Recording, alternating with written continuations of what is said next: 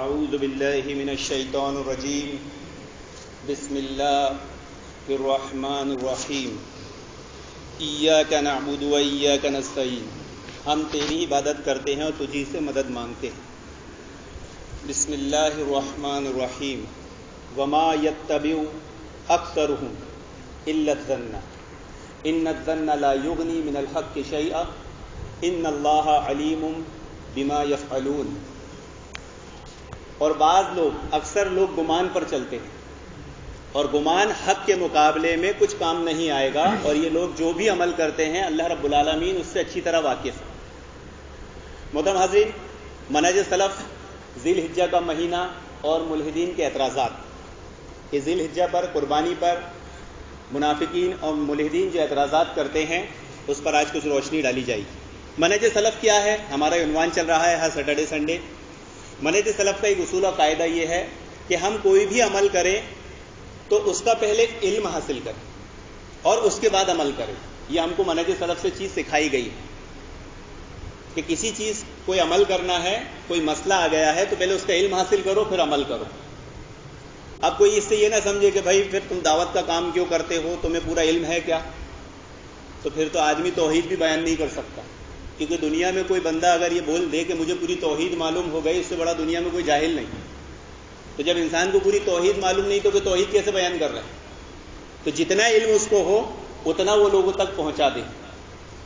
اور ملحدین کے قربانی پر اعتراضات وہ چند ہیں، لیکن سب سے پہلے مسلم کسے کہتے ہیں؟ فارسی میں مسلم کہتے ہیں گردن جھکا دینے والے کو، خم کر دینے والے کو، یعنی جذبہ اطاعت اور فرمانبرداری کے ساتھ جو اللہ رب العالمین کے احکام کے آگے سر خم تسلیم کر دے وہ مسلم کہلاتا ہے۔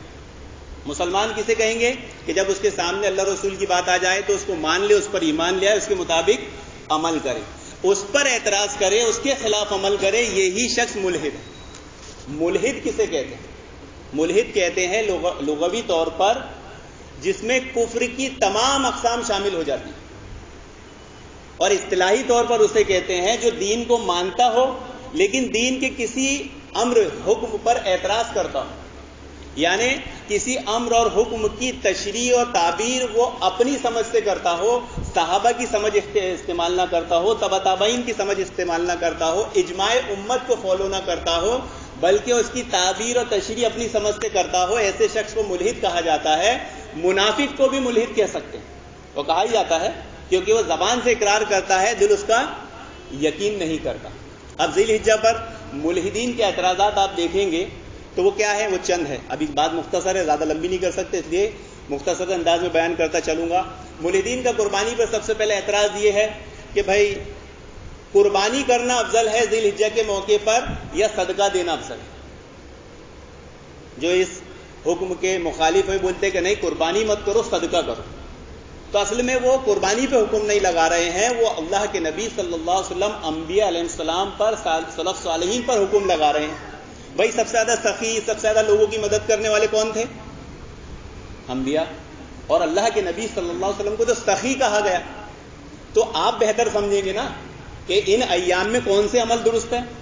تو ان ایام میں اللہ کے نبی صلی اللہ علیہ وسلم نے کیا عمل کیا؟ ایک مسلمان کو دیکھیے معلوم ہونا چاہیے، ایک بڑی المیہ کی بات ہے کہ ہر موسم میں، چاہے وہ عید ہو، چاہے بقرعید ہو، چاہے کوئی بھی تہوار ہو، جب وہ آتا ہے ان مسائلوں کو جاننے کے لیے ہم کوشش کرتے ہیں، اگلے سال پھر بھول جاتے ہیں۔ ابھی کسی مسلمان سے پوچھ لیا جائے ذی الحجہ میں کیا کیا عمل کرنا ہے تو نہیں معلوم ہوگا، چھوٹی چھوٹی باتیں اس کو نہیں معلوم ہوگی، یا پڑھا سنا ہوگا تو بھول گیا ہوگا۔ تو جب ہم عمل کرنے والی باتوں پر توجہ نہیں دیتے تو جو ہمارے اسلام پر اعتراض کرتا ہے اس کے جوابات پر ہم کیا توجہ دیں گے؟ تو اللہ کے نبی صلی اللہ علیہ وسلم بہتر سمجھتے، صحابہ بہتر سمجھتے، انبیاء بہتر سمجھتے تھے کہ ان ایام میں کون سے عمل کیے جائے۔ اللہ کے نبی نے کیا عمل کیے؟ عبداللہ ابن عمر رضی اللہ عنہ بیان فرماتے ہیں کہ میں اللہ کے نبی صلی اللہ علیہ وسلم کے ساتھ مدینہ میں 10 سال رہا۔ مدینی زندگی اللہ کے نبی کی اتنی تھی، 10 سال اللہ کے نبی نے قربانی کی، 10 سال ذبح کیا۔ امام حنبل رحمہ اللہ فرماتے ہیں کہ ان ایام میں صدقہ کرنے سے افضل قربانی کرنا ہے۔ امام نووی فرماتے ہیں کہ ان ایام میں صدقہ کرنے سے افضل قربانی کرنا ہے۔ کیوں؟ کیونکہ ان ایام میں خون بہانا اللہ رب العالمین کے نزدیک سب سے محبوب و پسندیدہ عمل ہے۔ یہ شعار اسلام ہے. فقہا کے اقوال دیکھیے آپ. احناف کیا کہتے ہیں کہ بھائی قربانی کرنا فرض واجب ہے. ہم کیا کہتے ہیں؟ قربانی کرنا سنت ہے. یعنی دونوں میں اختلاف ہے، لیکن ایک بات پر دونوں متفق ہے کہ ان ایام میں خون ہی بہایا جائے گا. خون بہانا کیا ہے؟ افضل ہے. صدقہ کرنا کس کے لیے افضل ہے؟ جس پر قربانی واجب نہیں. جو قربانی کی استطاعت نہیں کرتا رکھتا، اس کے پاس اتنا مال نہیں ہے، تو وہ کیا کرے گا؟ وہ صدقہ کرے گا. تو قربانی نہیں کرنے کے نقصان کیا ہے؟ مولید کیا بتاتے ہیں کہ قربانی کرنے کے نقصان ہے اور نہیں کرنے کے فائدے. قربانی نہیں کرنے کا نقصان یہ ہے کہ شعار اسلام کا ترک لازم آتا ہے، اور جو شعار اسلام کا ترک کرے اس کو تو ایمان میں کھوٹ ہے. کہ دوسرا اعتراض یہ کرتے ہیں کہ قربانی کرنے سے جانور کی نسل کشی لازم آتی ہے. اب بھلا بتائیں کیا یہ ممکن ہے؟ لوگوں کے استعمال اور ان کی غذا کا انتظام کس نے کیا؟ اس رب نے کیا. تو وہ بہتر جانتا ہے نا کہ کون سی چیز ان کے لیے فائدے کے لیے ہے اور کون سی نقصان کے لیے. جو فائدے کے لیے اس میں برکتیں اس نے کیسی ڈالا. کتے بلیوں کو آپ دیکھ لیجئے 6 مہینے میں 6 بچے دیتے ہیں. بکری کو دیکھیے 6 مہینے میں 2 بچے دیتے ہیں. بکری کا بچہ روز چھری کے نیچے ہوتا ہے، ان کو کوئی کھانے والا نہیں، کتے بلی کے بچوں کو کوئی مارنے والا نہیں، اس کے بعد دنیا میں ناپید ہے. اور یہ دیکھیے روز ذبح ہونے کے بعد، صرف قربانی نہیں عام دنوں میں بھی ذبح ہونے کے بعد کبھی کمی ہوئی. یہ تو خیر غیر مسلم ملک ہے، کافروں کا ملک ہے. ہاں غیر مسلم کافر جو بولنے میں جو آدمی بولتے ہیں کافر کو کافر مت کو، کافروں کا ملک ہے. کافر کو کافر نہیں تو مسلمان بولیں گے؟ کافروں کا ملک ہے. مسلمان ملکوں میں چلے جاؤ، وہاں کیا حال ہے؟ کتنے جانور ذبح ہوتے ہیں؟ کم پڑتے ہیں؟ نہیں. تو اللہ رب العالمین نے جب غذا کا انتظام کیا ہے تو خیر و برکت بھی اس نے اونڈیلا ہے. یہ ملحدین کو سمجھنا چاہیے. اللہ رب العالمین نے آسمان سے پانی برسایا، اللہ رب العالمین نے زمین سے غذا نکالا. ہم کیسے بے پرواہ ہو کے اس کو استعمال کرتے ہیں، پانی کا بے دھڑک استعمال کرتے ہیں، غذاؤں کا بے دھڑک استعمال کرتے ہیں. کبھی کم پڑی؟ کبھی کم نہیں پڑی. تو انتظام کس نے کیا تھا؟ اللہ رب العالمین. تو ان کو ذبح کرنے سے کبھی بھی نسل کشی لازم نہیں آئے گی، بلکہ کیا ہوگا؟ خیر و برکت ہی آئے گی. ہاں آپ عرب میں چلے جائیے، آج اونٹوں کی تعداد میں کمی ہو گئی. دیکھیے اللہ تعالیٰ کی قدرت. جب یہی عرب کے لوگ اونٹوں کو کھاتے بھی تھے اور سواری کے طور پہ استعمال کرتے تھے، کبھی ان کی تعداد میں کمی نہیں آئی. لیکن جب سے گاڑی، ٹرین، پلین یہ سب آنے لگے، سواری پہ استعمال کم ہونے لگا، تو اب ان کی تعداد کم ہونے لگی. تو جیسی انسان کو جتنی ضرورت ہوتی ہے اللہ رب العالمین اس کا انتظام کر دیتا ہے. تیسرا اعتراض ان کا یہ ہے کہ ان 4 دنوں میں، یہ تو 3 دن بولتے ہیں، قربانی 4 دن ہے، 4 دنوں میں قربانی میں جتنا پیسہ صرف کیا جاتا ہے، اگر وہ پیسہ قوم کی فلاح و بہبود کے لیے خرچ کیا جاتا تو بہت فائدہ ہوتا. ہاں یہ بات کون بولتا معلوم ہے؟ جو خود دن رات فضول خرچی کرتا. اس کے گھر پہ نیٹ ہے، اس کے گھر پہ ٹی وی ہے، اس کے گھر پہ بائک ہے، اس کے گھر پہ کار ہے، اس کے گھر پہ اور دوسری چیزیں ہیں، شادی بیاہ میں، جہیز میں، اس میں سب چیزوں میں خرچہ کر رہا ہے. School, copy, pen, pencil. وہاں پر اس کو یہ نہیں دکھ رہی کہ یہ پیسہ بچا کر میں قوم کی فلاح و بہبود کے لیے استعمال کروں. بھلا اگر یہ اعتراض جڑ دیا جائے کہ قربانی پر پیسہ خرچ کرنا قوم کی فلاح اور بہبود کے خلاف ہے، تو کتنی خطرناک بات ہوگی. کل تو کوئی یہ بھی بول دے گا تو حج کو مت جا بھائی، اتنا پیسہ کائے کو خرچہ کر رہا ہے، تو نماز بھی مت پڑھ. نماز پڑھنے کے لیے تو 1 کروڑ کی مسجد بناتا ہے، یہ پیسہ تو قوم کی فلاح کے لیے ڈال دے. تو پتہ چلا ساری عبادتوں پر اعتراض لازم آ جائے گا. تو چوتھا اعتراض یہ کرتے ہیں کہ بھئی کسی جانور کی گردن پر چھری چلانا یہ عقل سلیم کے خلاف ہے کہ ایک زندہ جانور کی گردن پہ چھری چلائی جا رہی ہے. اب جیسی جس کی عقل اس کی ویسی سمجھ میں آئے گی بات. جبکہ اگر طبی سائنس کے طور پر بھی دیکھا جائے تو یہ بتایا جاتا ہے، دیکھا جاتا ہے کہ جانور اگر اپنی موت مرے اسے زیادہ تکلیف ہوتی ہے، ذبح کرنے میں نہیں ہوتی. تو کوئی اعتراض کر لے کہ پھر انسانوں کو ذبح کیوں نہیں کرتے تاکہ وہ بھی آرام سے مر جائے. تو بھائی انسان کو اس لیے ذبح نہیں کر سکتے کہ ان کا آخری وقت ہم کو معلوم نہیں. کسی کو معلوم ہے کسی انسان کا آخری وقت ہے، وہ سیریس بھی ہے، ہم سمجھتے ہیں سیریس ہے لیکن اچھا ہو جاتا ہے، اور جو اچھا رہتا ہے وہ نکل جاتا ہے. تو کسی کا آخری وقت معلوم ہے، لیکن اللہ رب العالمین کا حکم جہاں جاتا ہے وہاں انسان کو بھی ذبح کیا جاتا ہے. کہاں ذبح کیا جاتا ہے؟ کہاں کیا جاتا ہے؟ میدان جنگ میں کیا جاتا ہے، قصاص میں کیا جاتا ہے. تو ایسے ہی جانور کا آخری وقت آیا ہے، یہ اللہ رب العالمین نے بتایا نا وقت کہ بھائی یہ ذبح کے دن ہے، تم اس دن ذبح کرو. تو ایسے انسان کا کوئی ہم کو بتائے تو ہم وہ بھی مانیں، خیر وہ تو بات الگ ہی ہے. لیکن انسان اشرف المخلوقات ہے، انسان کو اللہ رب العالمین نے دوسری چیزوں کے لیے نہیں پیدا کیا بلکہ دوسری چیزوں کو انسان کے لیے پیدا کیا. اس لیے آپ جتنی مخلوقات دیکھیں گے سب کے سر آپ کو جھکے ہوئے ملیں گے. ایک انسان ہی ہے جس کا سر اٹھا ہوا ہے, اور یہ سر کس کے سامنے جھکنا چاہیے؟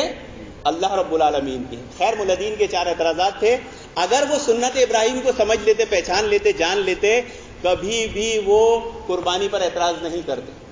سنت ابراہیم اس پہ غور کریے محترم حاضرین, اگر اس کو انسان سمجھ لے اس کا دل لرز جائے. دیکھیے ابراہیم علیہ السلام کو کیا ذبح کرنے کا حکم دیا گیا؟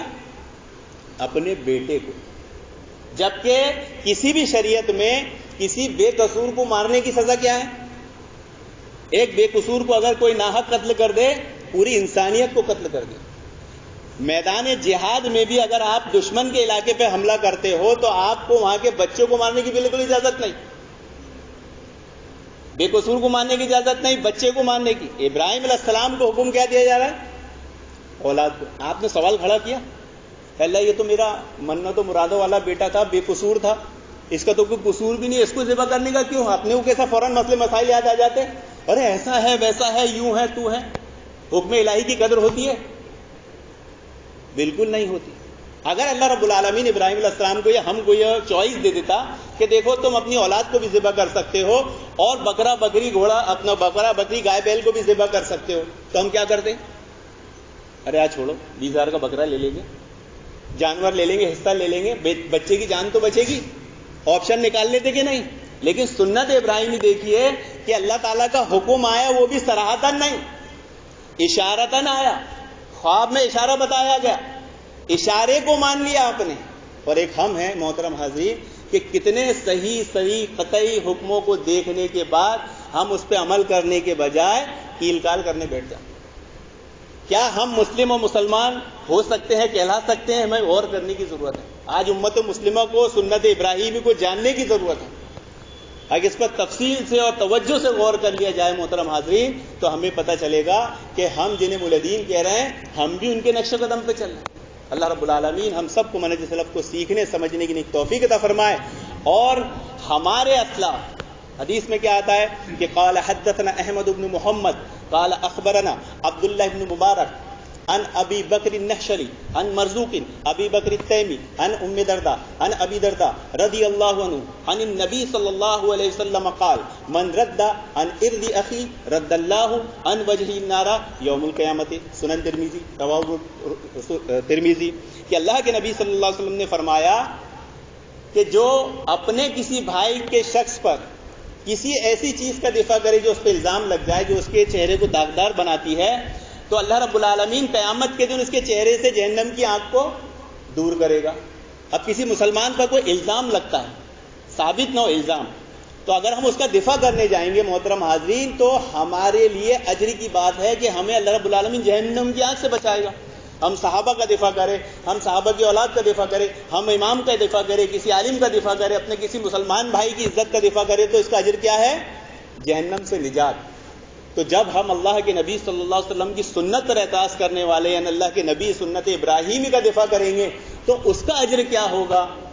ذرا ہم کو غور کرنا چاہیے. اللہ رب العالمین ہمیں منہج سلف سیکھنے سمجھنے اس پر عمل کرنے کی توفیق عطا فرمائے. آمین یا رب العالمین. وآخر دعوانا الحمدللہ رب العالمین.